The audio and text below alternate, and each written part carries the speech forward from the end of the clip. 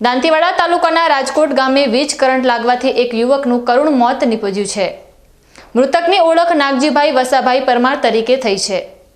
આ ઘટનાને પગલે સમગ્ર પંથકમાં શોકની લાગણી ફેલાઈ ગઈ છે। પ્રાથમિક માહિતી અનુસાર નાગજીભાઈએ કોઈ કારણોસર વીજ કરંટ લાગ્યો હતો, જેના પરિણામે તેમનું ઘટના સ્થળે જ મોત થયું હતું। જો કે મૃતકના પરિવારજનોએ આ ઘટનાને હત્યા ગણાવી છે અને ઊંડી તપાસની માંગ કરી છે। ઘટનાની જાણ થતાં જ દાંતીવાડા પોલીસે તાત્કાલિક ઘટના સ્થળે પહોંચી તપાસ હાથ ધરી હતી।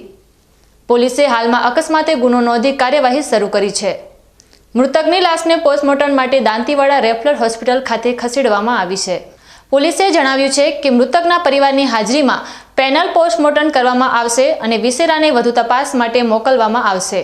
આ ઉપરાંત ઘટનાની ગંભીરતાને ધ્યાનમાં રાખીને FSL અધિકારીઓ પણ ઘટના સ્થળે પહોંચીને તપાસ કરી રહ્યા છે।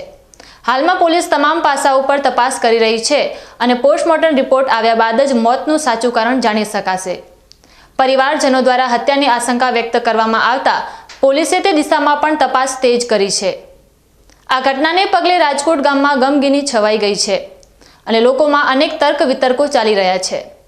પોલીસ દ્વારા નિષ્પક્ષ તપાસ કરવામાં આવે તેવી માંગ ઉઠી રહી છે।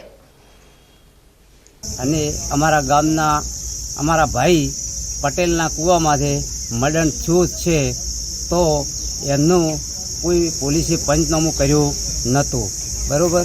પછી આ છોકરો જે મર્ડર થયું છે એ મારવામાં આવેલો છે, બરાબર। પછી કરંટ બરંટ લાગ્યો નથી।